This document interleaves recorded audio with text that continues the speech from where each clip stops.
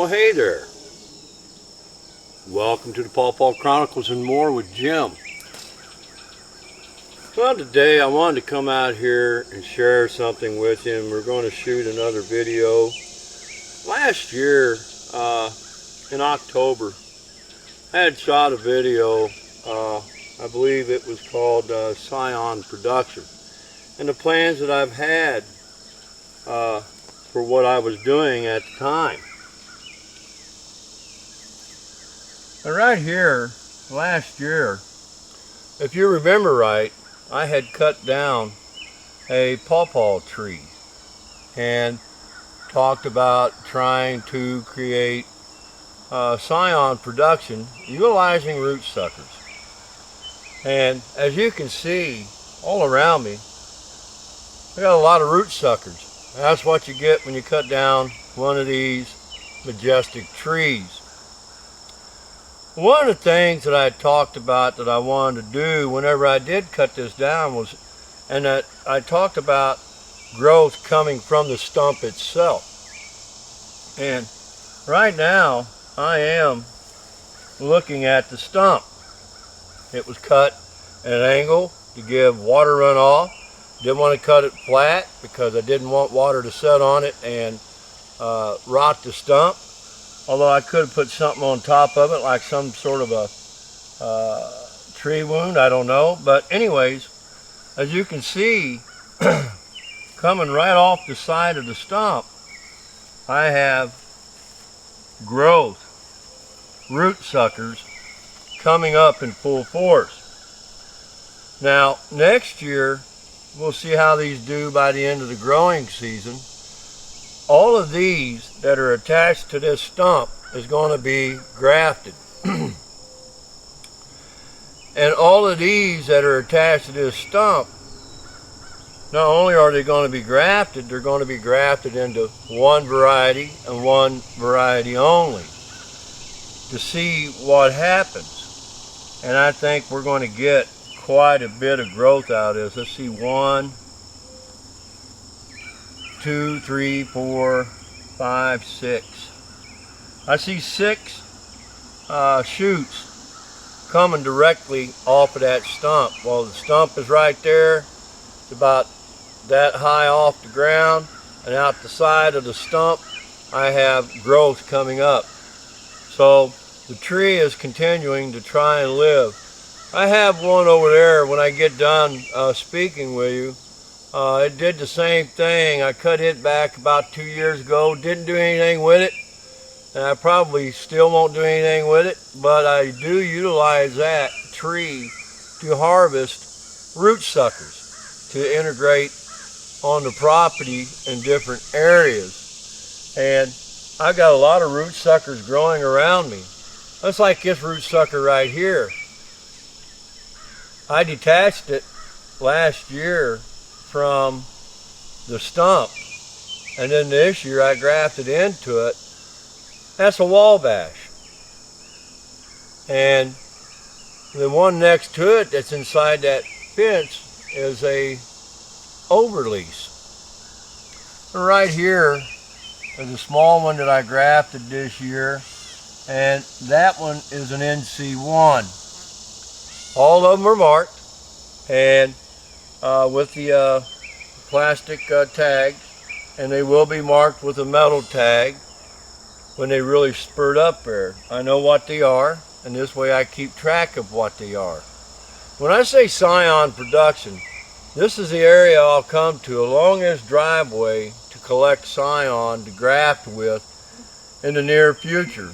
Right here I have Hoblin Sidewinder, in which you can see a lot of lateral growth came about on that tree, and a lot of that lateral growth is going to get cut out because it's growing this way too much, and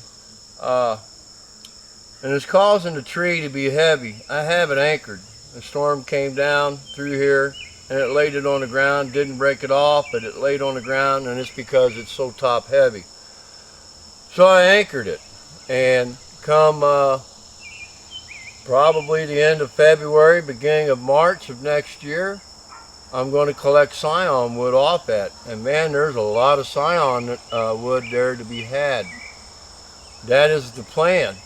And that was the plan all along, to create a scenario to where I have lots of scion wood available to me to graft in the future. And there's a lot of it here to be had. I've got a couple more grafts. I got a Jerry's Big Girl over there, a couple of NC1s over there. One here directly behind me is an SAA overlease that I had grafted, and it really took off extremely well.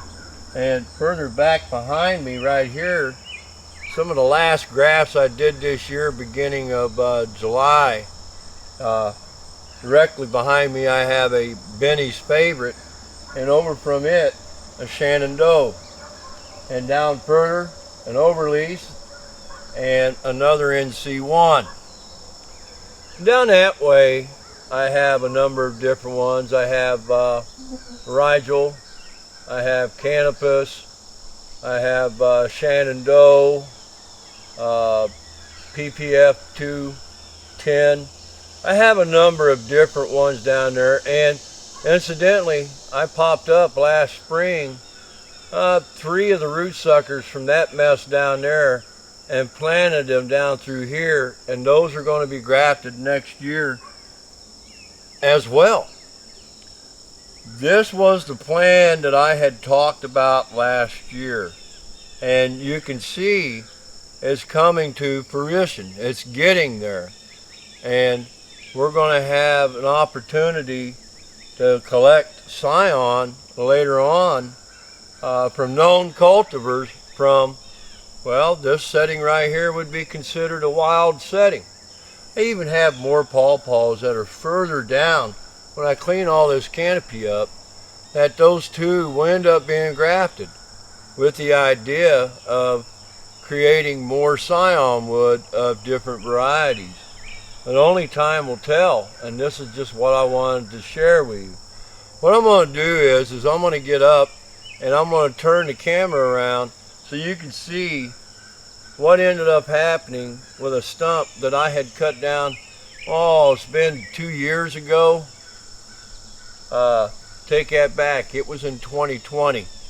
And you could see how much growth came from this scenario right here. Hindsight's 2020 at the time.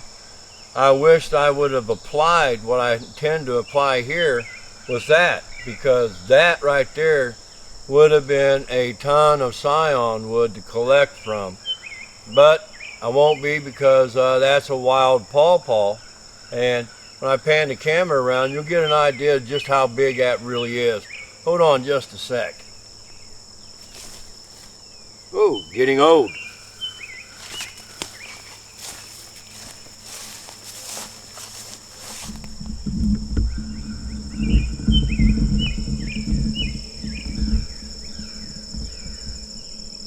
Right there.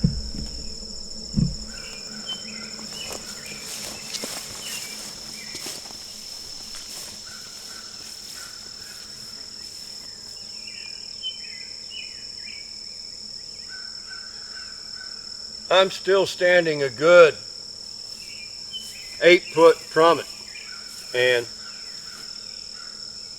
that goes to show you what happens when you cut a pawpaw tree down. You end up with a bush, and later on it ends up looking splendidly. That's a very nice looking tree in my opinion, but it's a wild pawpaw. Anyways, that was just something that I wanted to share with you. My name's Jim. If you like what you see, subscribe. Don't forget to click on that bell for any notifications.